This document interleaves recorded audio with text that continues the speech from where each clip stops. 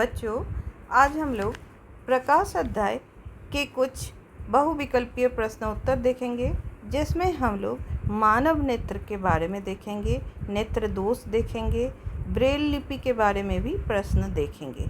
तो बच्चों, शुरू करते हैं प्रश्न उत्तर के सिलसिले को। पहला प्रश्न, नेत्र गोलक के सामने का भाग कहा जाता है। यहाँ हम देख रहे हैं 4 विकल्प है। पहला विकल्प कॉर्निया, दूसरा विकल्प रंजीत, तीसरा विकल्प पुतली, चौथा विकल्प रेटिना। सही विकल्प है कॉर्निया। जैसा कि हम इस चित्र में देख रहे हैं कि नेत्र गोलक के सामने के भाग का नाम है कॉर्निया। अगला प्रश्न, मानव आँख में छर और शंकु के संबंध में निम्नलिखित में से कौन सा कथन सही है। पहला विकल्प, शंकु मंद प्रकाश के प्रति संवेदनशील होते हैं। ये कथन सही नहीं है, क्योंकि हम लोग जानते हैं शंकु जो है वो उज्ज्वल प्रकाश के प्रति संवेदनशील है और छर जो है वो मंद प्रकाश के प्रति संवेदनशील होते हैं। दूसरा विकल्प, शंकु उज्ज्वल प्रकाश के प्रति संवेदनशील होते हैं। तीसरा विकल्प, रॉड उज्ज्वल प्रकाश के प्रति संवेदनशील होते हैं। ये भी सही नहीं है, क्योंकि रॉड जो है वो मंद प्रकाश के प्रति संवेदनशील होते हैं। चौथा विकल्प, छर रंग समझ सकते हैं। ये भी सही नहीं है, क्योंकि छर कोशिका जो है वो सिर्फ सफ़ेद और काला में को ही समझ सकते हैं और शंकु जो है वो रंग को समझ सकते हैं। तो इन 4 विकल्पों में हमने देखा कि सही उत्तर है विकल्प बी, यानी कि शंकु उज्ज्वल प्रकाश के प्रति संवेदनशील होते हैं। ये एक सही वाक्य है। अगला प्रश्न, दृष्टिबाधित लोग पढ़ और लिख सकते हैं। पहला विकल्प इलेक्ट्रॉनिक राइटर, दूसरा विकल्प डिजिटल पेन, तीसरा विकल्प ब्रेल सिस्टम, चौथा विकल्प हियरिंग एड। तो हम लोग यहाँ देख रहे हैं कि दृष्टिबाधित लोग जो है वो एक ख़ास तरीके से लिख या पढ़ सकते हैं। वो अपने उंगलियों से छू छू के अक्षरों को पढ़ पाते हैं या समझ पाते हैं। इस प्रणाली को हम लोग कहते हैं ब्रेल प्रणाली अथवा ब्रेल सिस्टम। तो सही उत्तर हो गया विकल्प सी। अगला प्रश्न, वो दोष जिसके कारण व्यक्ति दूर की वस्तुओं को स्पष्ट रूप से नहीं देख पाता है। पहला विकल्प मायोपिया, दूसरा विकल्प हाइपरमेट्रोपिया, तीसरा विकल्प कॉर्निया और चौथा विकल्प मोतियाबिंद। जैसा कि हम इस चित्र में देख पा रहे हैं कि नेत्र दोष ऐसा जिसमें दूर से आने वाली जो भी छवि बनती है, जो भी चित्र बनता है, वो हमारे रेटिना पे नहीं बन पाता है, उसके पहले ही बन जाता है। इसके चलते हम लोग जो है दूर की वस्तुओं को देख नहीं पाते इस तरह के दृष्टि दोष में, और इस दृष्टि दोष को हम लोग नाम देते हैं मायोपिया। इसलिए सही उत्तर हो गया विकल्प ए, यानी कि मायोपिया। अगला प्रश्न, प्रकाश नेत्र में प्रवेश करता है। पहला विकल्प नेत्र लेंस, दूसरा विकल्प पुतली, तीसरा विकल्प कॉर्निया और चौथा विकल्प रेटिना द्वारा। जैसा कि हम इस चित्र में देख पा रहे हैं कि नेत्र गोलक के सामने के हिस्से में हम देख रहे हैं परितारिका या आइरिस के बीच में एक छिद्र है और उस छिद्र को हम लोग नाम देते हैं पुतली या प्यूपिल। इसके द्वारा प्रकाश जो है नेत्र में प्रवेश कर पाता है। इसलिए सही उत्तर होगा विकल्प बी, यानी कि पुतली। अगला प्रश्न, आँख में प्रवेश करने वाले प्रकाश की मात्रा को नियंत्रित करता है। पहला विकल्प है नेत्र लेंस, दूसरा विकल्प है कॉर्निया, तीसरा विकल्प है परितारिका और आइरिस, चौथा विकल्प है सिलियरी पेशी। यहाँ परितारिका का मतलब जो है वो आइरिस होता है या आइरिस का मतलब होता है परितारिका। तो हम देखते हैं कि नेत्र गोलक के सामने जो परितारिका है वो काला रंग का एक छतरी जैसा या डिस्क जैसा हमें दिखाई देता है, जिसके अंदर एक छिद्र रहता है। वो छिद्र को हम लोग नाम देते हैं पुतली जिसके अंदर से प्रकाश जो है आँख के अंदर प्रवेश करता है। और ये परितारिका एक पेशीय अंग है, और इस पेशीय अंग जो है ये पुतली का या प्यूपिल का जो आकार है उसको छोटा बड़ा कर सकता है, और इसके माध्यम से आँख में प्रवेश करने वाली या नेत्र में प्रवेश करने वाली जो प्रकाश की मात्रा है उसको कम बेसी इस तरह से नियंत्रित कर सकता है। तो इसीलिए इसका सही उत्तर होगा परितारिका यानी कि आइरिस। आइरिस और परितारिका का मतलब एक ही है। अगला प्रश्न, मायोपिया को किस द्वारा ठीक किया जा सकता है? पहला विकल्प है अवतल लेंस, दूसरा विकल्प है उत्तल लेंस, तीसरा विकल्प है अपारदर्शी लेंस और चौथा विकल्प है माइक्रो लेंस। इसमें जैसा कि हम इस चित्र में देख पा रहे हैं, मायोपिया में चित्र जो है दूर में रखी हुई वस्तुओं का जो चित्र है वो रेटिना में नहीं बन के नेत्रगोलक के बीच में बन जाता है, उसके पहले ही बन जाता है। तो इस दृष्टि दोष को हम लोग अवतल लेंस के माध्यम से सही कर सकते हैं। इसलिए सही उत्तर हो गया विकल्प ए यानी कि अवतल लेंस। अगला प्रश्न, आँख के रेटिना में संवेदी कोशिकाओं अनुपस्थित होने वाले क्षेत्र को कहा जाता है?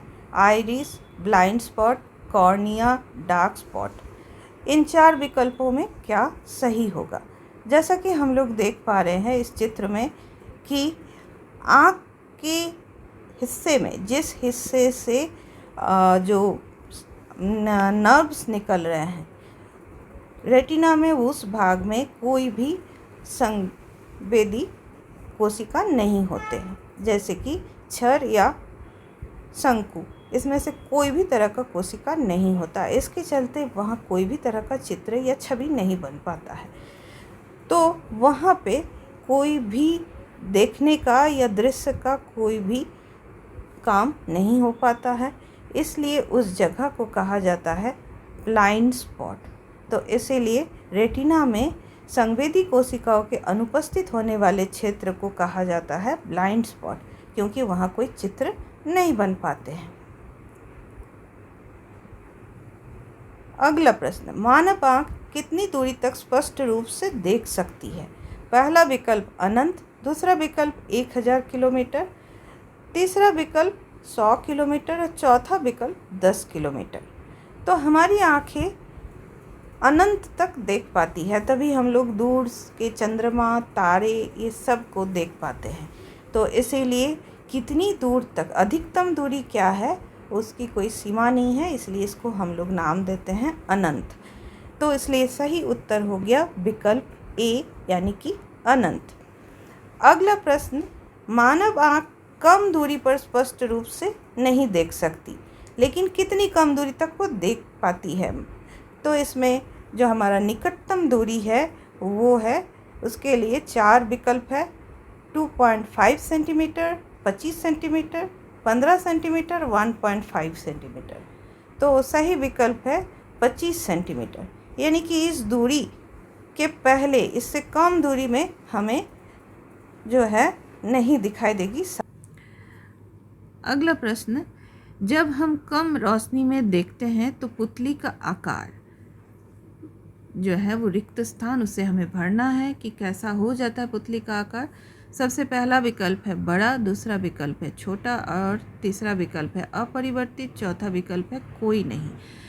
तो सही उत्तर है बड़ा, यानी कि जब हम कम रोशनी में देखते हैं तो हमारा पुतली का जो साइज है या पुतली का जो आकार है वो आकार बढ़ जाता है, ताकि ज़्यादा से ज़्यादा रोशनी इस छिद्र से होते हुए नेत्र गोलक में पहुंच सके और हम अपने सामने होने वाले चीज़ों का जो चित्र है वो हमारे आँखों में बन सके।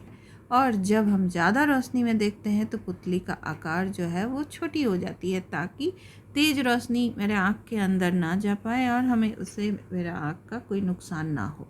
और कम रोशनी के चलते पुतली का आकार बड़ा इसलिए होता है ताकि इसमें पर्याप्त मात्रा में रोशनी प्रवेश कर सके और हमारे सामने या आसपास होने वाली चीज़ों का हमारे आँखों पे चित्र बन सके। तो इसलिए सही उत्तर होगा पुतली का आकार बड़ा हो जाता है जब हम कम रोशनी में देखने का कोशिश करते हैं। अगला प्रश्न, आँख का वो भाग जिसमें क्रिस्टलीय लेंस झिल्ली के विकास के कारण धुंधला या पारदर्शी हो जाता है। पहला विकल्प मायोपिया, दूसरा विकल्प मोतियाबिंद, तीसरा विकल्प हाइपरमेट्रोपिया और चौथा विकल्प प्रेसबायोपिया। तो इस दृष्टि दोष का सही विकल्प है मोतियाबिंद। मोतियाबिंद में आँख के अंदर, हमारे नेत्र के अंदर होने वाले जो लेंस है, जो क्रिस्टलीय लेंस है, वो उसमें झिल्ली का विकास होने लगता है और जिसके कारण लेंस जो है वो धुंधला या अपारदर्शी हो जाता है, जिसके चलते हमें दिखाई देना घट जाता है या लगभग बंद हो जाता है। इस स्थिति को हम लोग कहते हैं मोतियाबिंद।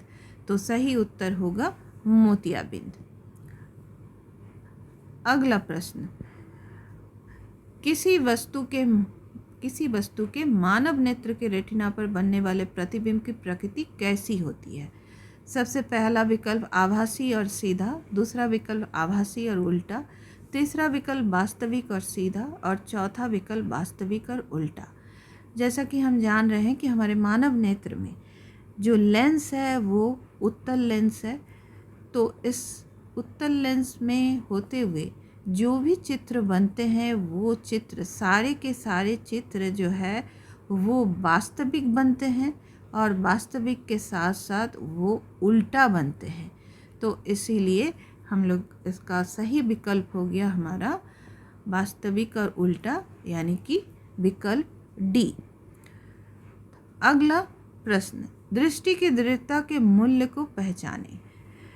दृष्टि की दृढ़ता मतलब वो एक ऐसी घटना है या एक ऐसा है जिसमें हम देखते हैं कि हमारे आँखों में कोई चित्र को अगर हम लोग बहुत जल्दी जल्दी पार कर देते हैं तो उसका चित्र हमें साफ साफ नहीं दिखाई देता, लेकिन वो समय कितना होना चाहिए जिसके कम होने पे हमें चित्र दिखाई नहीं देगा।